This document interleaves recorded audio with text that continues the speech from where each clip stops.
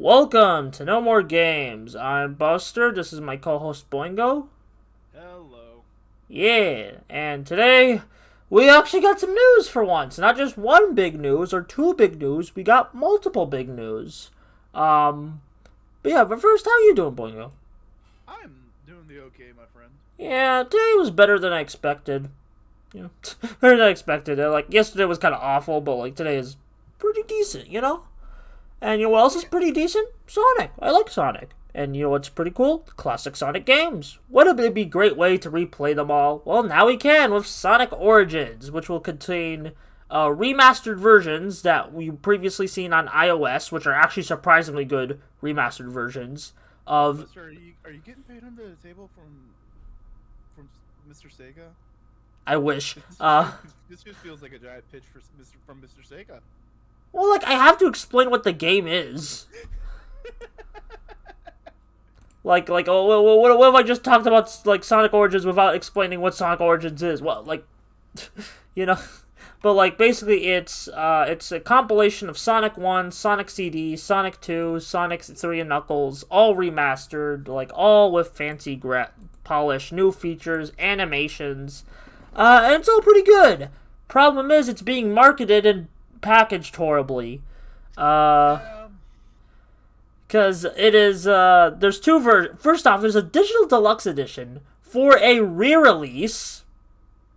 That's, See, here's the thing. I can understand having a deluxe version on a physical release because you can get extra goodies, like yeah. a statue, or an acrylic plaque, or like stickers and stuff like that. That makes sense. Because here's the thing: any digital material that like you get as a bonus, someone can just pirate that. Yeah, and it just comes across as locking content behind a paywall. Instead of like, this is a neat, because we don't know if there's going to be a physical edition of Origins. Also, Origins is $40.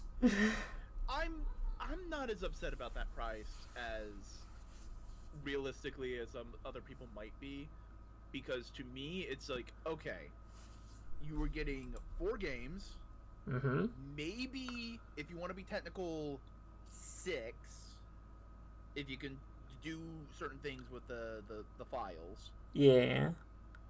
Because you can get Sonic and Knuckles, Sonic 3, and Sonic 3 and Knuckles. Mm-hmm. Because those are all 3 different experiences. Yeah, and like they already confirmed Knuckles will be in Sonic 1, so. So they're adding content like that, and knowing how they've been treating kind of classic Sonic like this, they'll probably put in all the other like extra blue spheres from putting Sonic 1 on the Link through cart. Yeah. And little things like that. I imagine it's going to be a solid package, especially because it's all going to be in one place. Oh yeah, I definitely believe this will be a great collection. I'm just like, this is a bit overpriced, and I don't like the. Been 30. Yeah, 30. 30. I'm kind of pissed because Mania is $20, and that's a brand new game. But it's $20 after how many years? No, it was $20 at launch. But then again, that was a budget title, and they're clearly putting more oomph into this with the animations. So I'm a bit conflicted. Like, $40 is a bit way too much. You know what was also $40 at launch? Sonic Colors Ultimate. And that was not a great collection. But I have way more faith in this than Sonic Colors Ultimate, because, man, they did Sonic Colors dirty. It was like, they improved it, but like, man, it shouldn't have launched at the state it was at. But yeah, other than that, I'm excited. I really want to replay the classic Sonic games, and this looks like a great way to do that. Maybe I'll find a newfound appreciation for Sonic 1, and I will become an even bigger shill for Sonic 2. I think it's overall there are more pros than there are cons with this whole thing. Yeah, I do agree. It's just the cons are just gapingly, they could make or break it for you. And oh yeah, no, they're a very make or break for some people. But Sega does put things on sale. They're not like Nintendo. Oh yeah, Sega, they have like all sorts of sales. Like the Yakuza games, like every other month they go on sale. Yeah.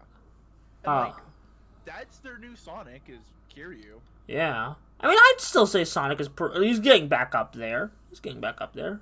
Yeah. It's just like Kiryu's more consistent in quality. Yeah, that's what I'm saying. Like, when I think of Sega now, I'm not really picturing Sonic. I'm picturing like Kiryu. I'm picturing like Persona. No, because I just associate that's Atlas. Yeah. Sega can own Atlas, but it's not Sega. Fair.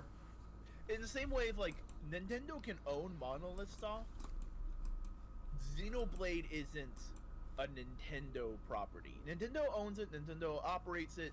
They know how to keep their hands off of it to let it do its own thing.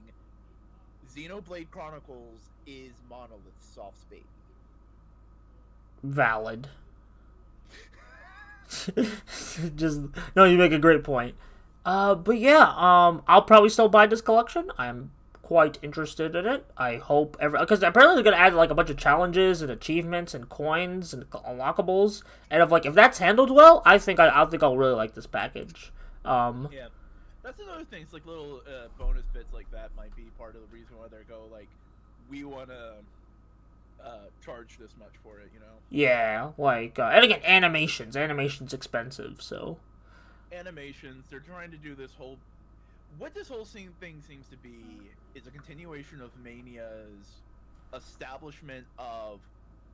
reestablishment of the classic Sonic brand identity that kind of got lost with the more modern interpretations.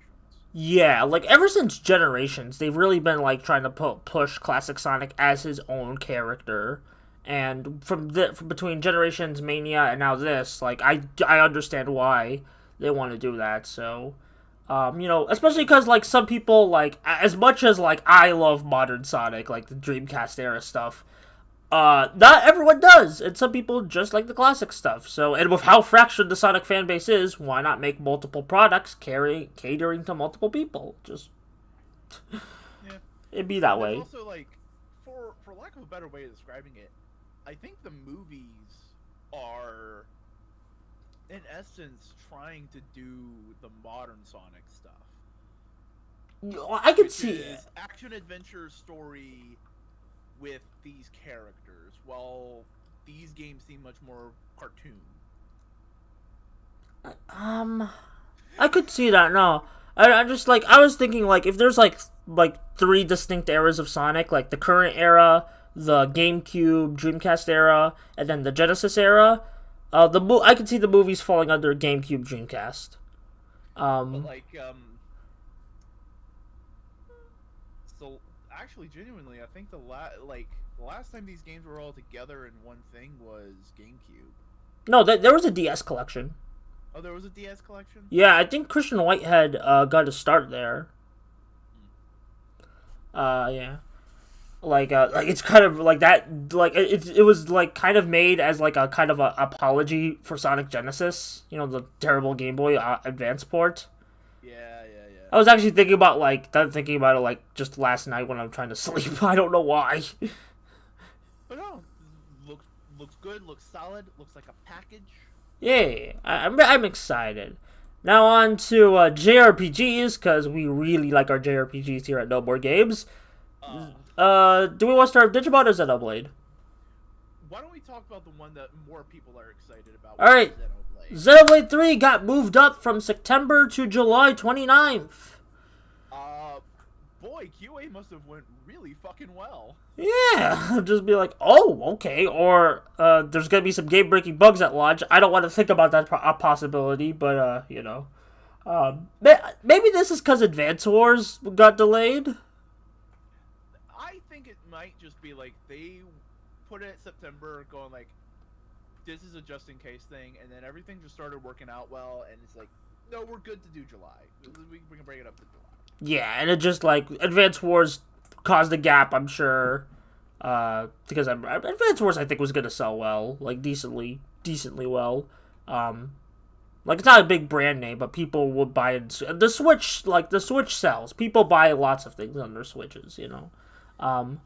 They even like the Switch is a great place for the other genre.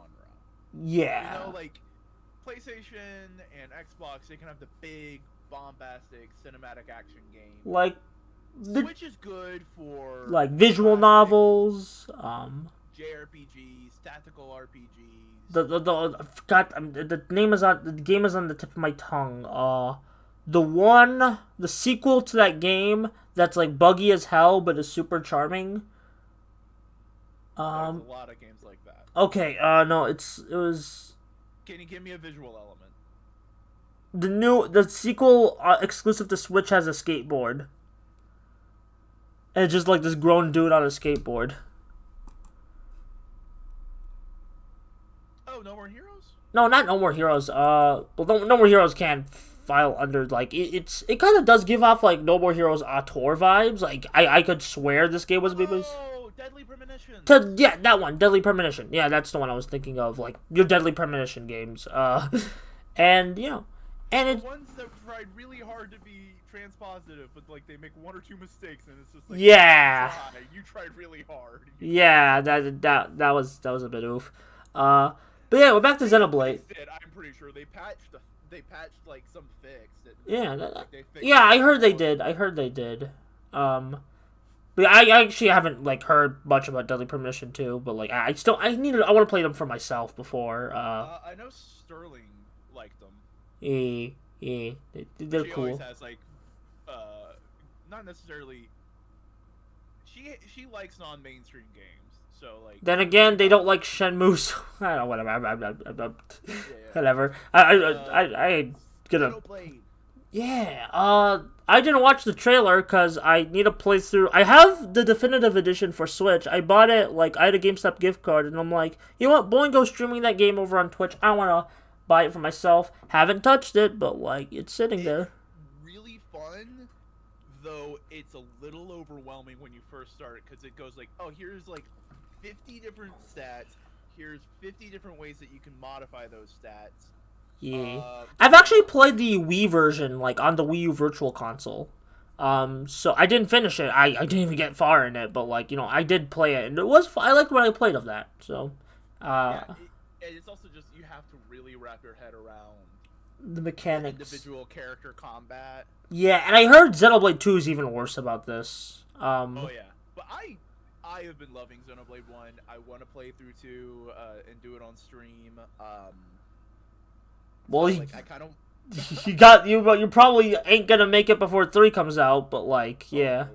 And like, from what I'm seeing of Xenoblade 3, it's basically the Yu-Gi-Oh! Arc 5 of the Xenoblade series, where basically the multiple dimensions, worlds from the 2 games are like fighting each other in a war, and that's basically the plot of Yu-Gi-Oh! Arc 5.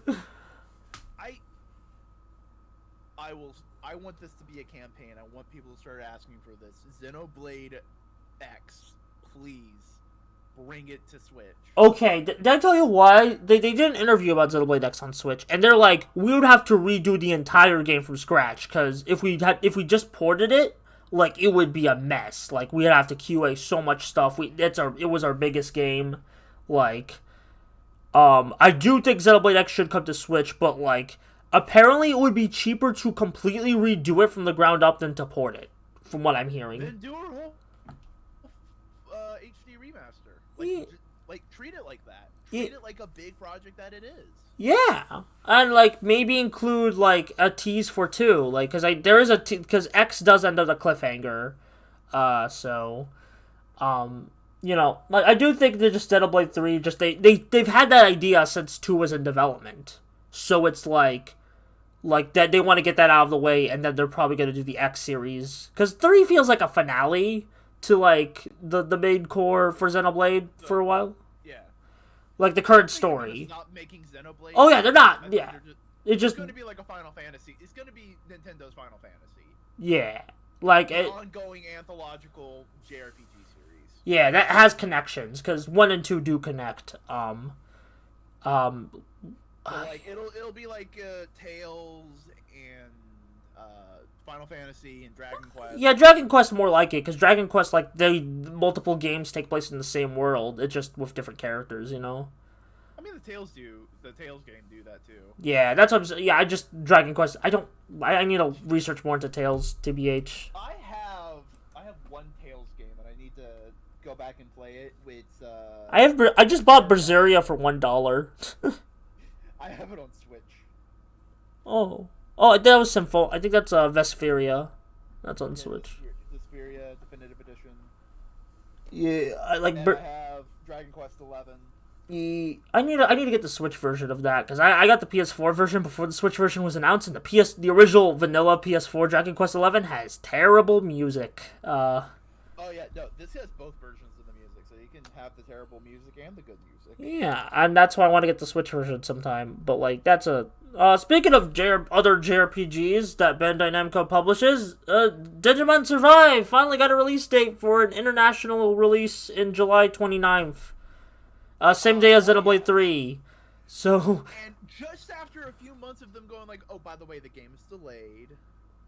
Yeah. It's like, I guess they just like, oh, wait, we can't keep doing this any longer. Okay, fine, like, actually commit to finishing this game. And. I think it was more of like, it was supposed to come out like now, we're delaying it till then. Yeah. Yeah, probably just like a few month delay they were thinking of. But yeah, this is quite exciting. Finally, like when was this game announced? I want to say 2018. Yeah, it's been like a long while. I'm scared to learn what the budget of this game is. Here's the thing. I don't know what the budget might be on this game because Digimon games have been kind of mid-budget, mid to low budget. Like, I love Cyber Sleuth. You can see the budget on that game. Yeah. But yeah, like, I'm a very casual Digimon fan, so I'm interested to see what Survive brings. It definitely feels like it's going to be a Digimon game that's a lot more accessible for non-Digimon fans because it's a tactical RPG system which lets like some fluidity there. You can have more Digimon and it's easier combat, so you don't have to worry about stats and all that kind of jazz. And I was right. It is 2018, July 2018, in a Japanese magazine, V-Jump. Interesting. Yep. Yeah. But yeah. I'll definitely. I'm not sure. I'll probably pick this up over Xenoblade 3, to be honest. Yeah, I mean, it makes total sense because you also haven't played 1 and 2 of Xenoblade. Yeah, I haven't finished 1, and I need to actually buy 2. So. And also, isn't some of the people who worked on Survive who did Danganronpa? Or am I just... No, I think you're thinking of the Cyber Sleuth music team. Yeah. But there are sections where you are doing, like, that Danganronpa thing, first person, going around through a school. Yeah. Talking to your classmates and getting character intro. Yeah, that sounds fun. I like that. I like Danganronpa, so of course I'm probably gonna like that a lot. But yeah, super excited for these games. What I'm not excited about is Nintendo of America being pricks. Yeah. So an expose came out and they were denying unionization, and a worker has come and they're reporting this to the union people. I don't know the specific terms. But basically, Nintendo of America's in hot water, and multiple former or current employees have come out saying, yeah, this has been a thing for a while, like even under Reggie. Yeah, union busting. Yeah, that's pretty scummy, not gonna lie. It's a common practice in America, though. Yeah, I know. No, here's the thing. With all these things, it's nuanced. So I'm not gonna defend America. This is horrible, but like when we hear about like Nintendo of Japan people, like there's probably still some issues there. But when we hear about them like having like good work conditions, that's probably still like partially true. So it's partially, but it's also partially based on Japanese work conditions, which are different than American work conditions. Mentality, but also Nintendo should be in trouble with this because they should. Union busting is illegal, if I remember right. Yeah, like just scummy in general. Like, well, unions help people. Like they provide proper pay. Like if something ain't going right, then like they call the union.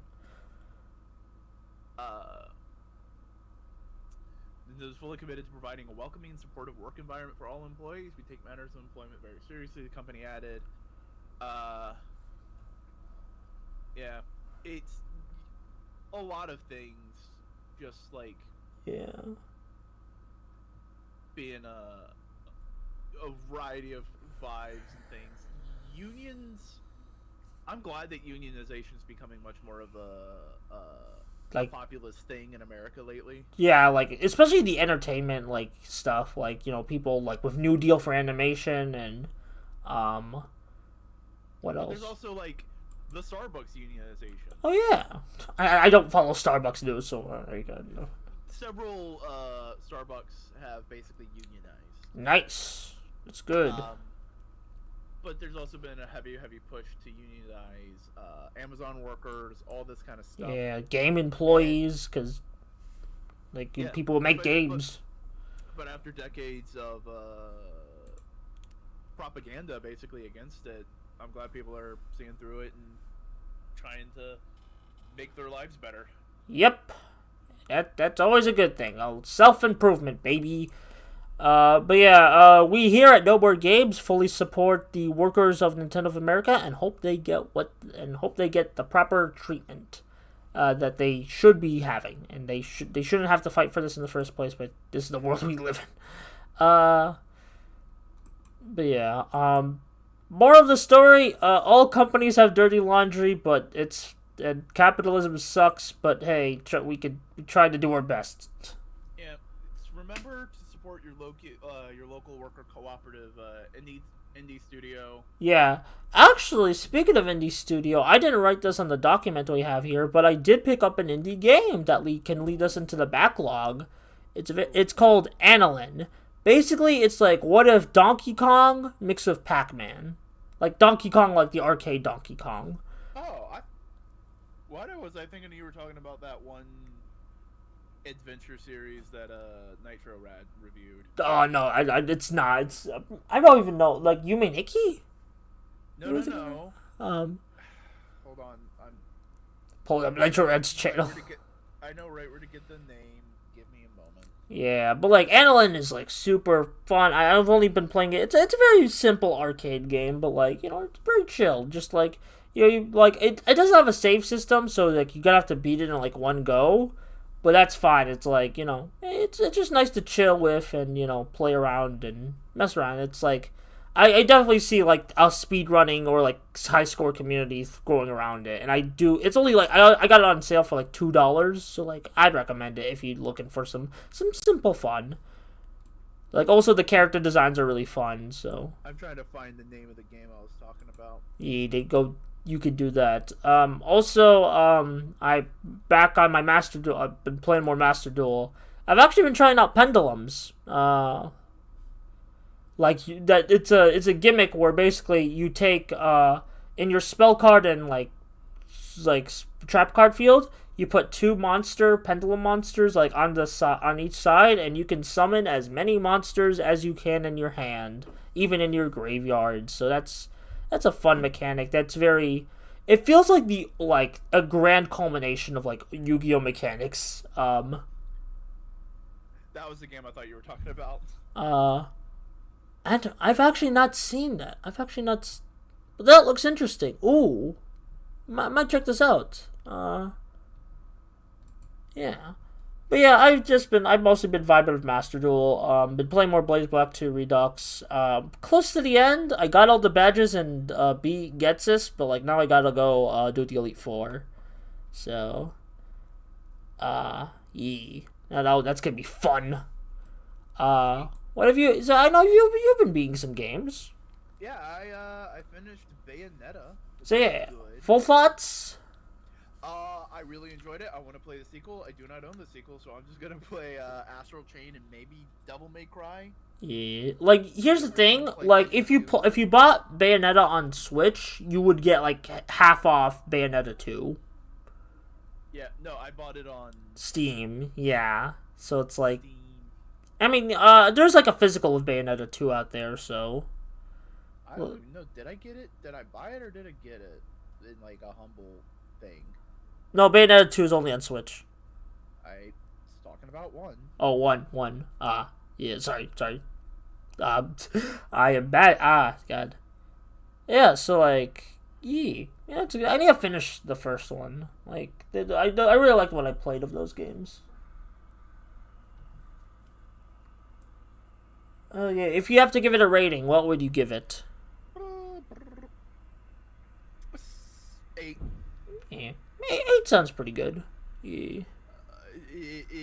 You have to be good at the games to like really get the most out of it, you know. Yeah, I've seen you struggle, so. Yeah. No, it's good. It'd be solid. It'd be do all the things. Yeah. Do you know what game's gonna replace it on your stream lineup? Probably either Astral Chain or maybe something else. Yeah, I just gotta keep going of the platinum games, the platinum corner on. Yeah, make sure to check out Boingo's Twitch channel. We have a link up below. They do funnies, and you can make him small. Yeah, and talk like Joey Wheeler. Any other games you played this week? Guilty Gear Strive. I tried it out a little bit. Yeah. Haven't done the story mode. Actually, you know what? Story mode's just a cutscene. Oh, it's just a movie? Yeah, it's just a movie. Like.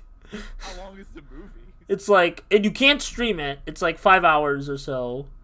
So I also have a 5-hour anime to watch now. Yeah. Like I don't think you could stream it, but like, you know, people find ways. Yeah, like it's not recommended because it's just a cutscene comp. That's most what XR did that too. There's like arcade modes, like so you can still like have fun, and like the online is super solid. So yeah. But yeah, I love Guilty Gear. It's like a 5-hour, comes with 5-hour anime and like the heavy metal soundtrack, and it comes with a free game. yeah. It's fun what I've been playing of it. Yeah. I'm not sure if I want to like right now like get back because I've been playing a lot of it, like mostly Testament, but I'm not sure if I should stick with Testament or go back to Soul. I don't know. I have a feeling I'm just gonna love the weird fucking characters like Gold Yeah. Faust. Yeah, no, those are really cool characters. Like I think no, that's Zeta one who has the funny like not the funny but the very overly dramatic and kind of sad song, like 6 minutes. It's like, oh man. I mean, Gold Lewis's fucking theme is the best so far. I have not listened to that one. It's an old school bluesy greaser rock and roll track, not metal, rock and roll. Ooh, nice. Probably Happy Chaos has my favorite theme, just because of how creative it is. Like, listen to Happy Chaos's theme, it's so good. But yeah, we are not gonna stream that together, because last time we streamed fighting games, it went horribly. I just need to catch up with all my compatriots, because everyone I know who plays fighting games has been playing fighting games for quite some time, so they're used to understanding and thinking about the mechanics. While I am still very much heavy in the I just want press one button, do cool thing mode, and I need to understand, no, I need to press this button at this time to do cool thing mode. We all go through that. It's a character arc every fledgling fighting gamer goes for. So I just need to learn it, but there's also like aspects of I tend to go super fast on a pad, and I need to learn to slow down and all that. I need to go through a training arc. That's yeah. Maybe you can make that video essay series. Who knows? Yeah, that's the plan. I want to do that, and I want to get it literally after this podcast. I'm just gonna be working on editing and writing and doing all that stuff. Nice. Yeah, I gotta go get dinner because yeah. It's getting pretty close to sundown, ain't it? Yeah. Around these parts. Actually, anything else? I can't think of anything big that's been like we got the big announcements and the big releases and the all that kind of stuff. Yeah. No big releases this week. Oh, I played I got Gunvolt on Steam. Azuri Striker Gunvolt. That's the That's the. It's Mega indie Man creates. Zero, like. Kind of Mega Man. I compare it more to Mega Man X, but like, but then again, I haven't played Mega Man Zero, so I don't know how those games play. So, very ZX. I think ZX is the proper. Yeah, by the Inti Creates. Well, I mean, NT Creates also did ZX. Yeah, they did. So there's a lot of that DNA there. I played the original all the time on 3DS, and I just got like all the games on Steam. So I'm like, oh, I'll just play through them because I want to play more games. And I'm like, yay, this is fun. I really like it. Like, man, just tagging enemies if you're gone and then using your electric shield to electrocute them, that's so satisfying.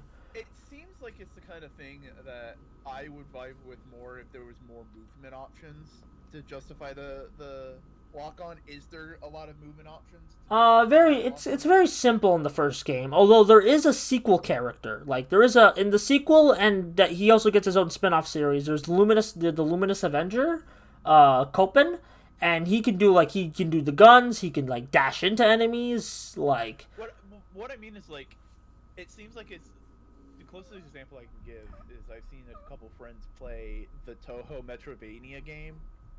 Wait, there's a Toho Metrovania? Yeah, there's a Toho Metrovania. Okay, I need to get. You play the maid with knives. I've not seen that game. I need to like. Okay, I'm hooked. Now I guess I'm getting back into Toho, or not back into. I'm getting into Toho for the first time now because Metroidvania make me brain go burr. Hold on, I got the Steam link for you. Yeah, is it on sale? No, but it's $17. Yeah, I'll put it on my wish list. Yeah. Oh, this looks sick. Is it like a spin-off? I think so. I know jack and shit about Toho. Yeah. All I know is it's basically a weeaboo version of those people who really like porcelain dolls. Yeah. I need to like get into Toho. I know like a lot of my friends are into Toho, so I just need to like commit to it. But yeah, Toho, like, yeah, I'll check that game out. You know, you should too, audience. Unrelated to like games I fully played. Okay, we make no ifs, ands, or buts about the fact that we support emulation and all that kind of stuff. Yeah. It's a useful preservation tool for games. It is a way to learn about games. It's about history, all that kind of stuff. So I found out because my primary emulation tool is RetroArch. Easy, it's just one place, it's good. So I found out there's a different core for PlayStation. There's a couple different emulators for PlayStation you can pick from. And one of them, you can upscale the models so they don't have jagged edges anymore. I don't like that. No, hold on. It is... the best way to put it is it's like, imagine they took the game you're playing on PlayStation 1 and it's an early PS2 port. Fair. It looked like... My knee-jerk reaction is to not like that, but like... If a better way to think it, like, it removes the aliasing of the models from the place. It's interesting and it's cool looking. Hold on. Yeah, like show me a comparison photo.